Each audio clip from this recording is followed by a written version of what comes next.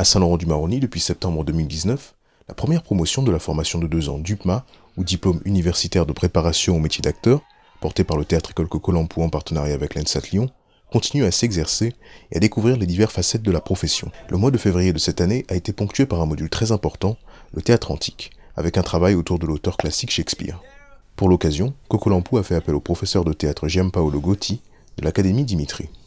C'est une matière importante parce qu'en fait on peut pas faire l'impasse sur certains grands noms de la dramaturgie, j'ai envie de dire mondiale. Il est nécessaire de connaître Tchekhov, Shakespeare, Brecht, j'en passe.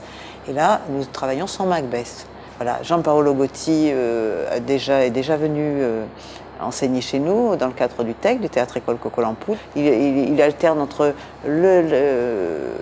des exercices ludiques, entre le rire et la gravité, parce qu'il fait la place belle, et ça c'est très important, au travail intellectuel, aux recherches personnelles des étudiants, et ça c'est très important dans le cadre universitaire, mais pas seulement, parce qu'un comédien, il doit lire des œuvres, il doit les explorer, il doit les analyser, enfin voilà, du point de vue de l'acteur bien sûr, mais quand même, il y a un travail intellectuel qu'on ne peut pas nier dans le travail de l'acteur. Ainsi, pendant 3 semaines, les 10 participants à la formation ont dû se confronter non seulement à un texte, mais aussi à une mise en scène et à un jeu d'acteur bien particulier. Un exercice complexe, mais pour mener à bien le module, l'intervenant Giampaolo a développé sa propre technique d'apprentissage. Moi j'ai développé une stratégie à 4 points. Si vous voulez, la première étape, à partir d'une situation donnée, dans la scène ou dans les scènes de Shakespeare, ils improvisent. Donc à ce moment-là, ce stade-là, il n'y a presque pas de texte. Et le peu de texte qu'il y a, il est un texte improvisé.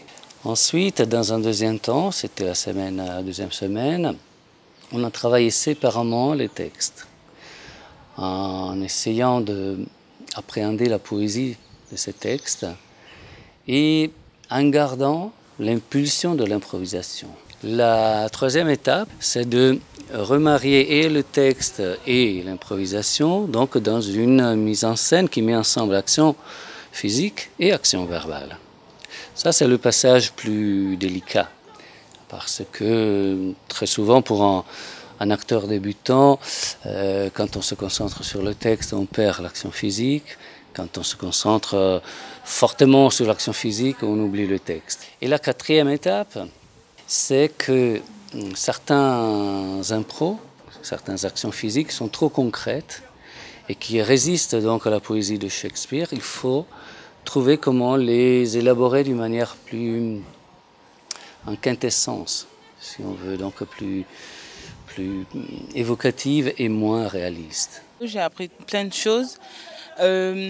Pour le stress, parce que je stressais pour aller devant le public, à me défouler. Et aussi, j'ai appris à me articuler, parce qu'avant, je n'arrivais pas à m'articuler. Je bégayais un peu. Mais là, ça va, j'ai joué, ça m'a fait plaisir avec ce prof. Premièrement, j'ai appris que malgré la difficulté de l'apprentissage d'un texte, il faut quand même jamais laisser tomber. Il faut continuer, et même pendant qu'on joue le spectacle, enfin pendant qu'on fait les improvisations, s'il y a un oubli de texte, il vaut mieux continuer de l'avant au lieu de reprendre le texte depuis le début. On a appris en même temps la concentration et à gérer son espace sur le plateau. Avant, je jouais des scènes, les scènes étaient déjà préparées, la metteur en scène avait déjà préparé la mise en scène et tout, mais là, j'ai appris à gérer l'organisation du plateau, à ne pas seulement se contenter d'apprendre par cœur le texte, de savoir exprimer l'émotion, tout en gérant son espace du plateau et de viser les mots, de montrer les mots qu'on exprime en fait.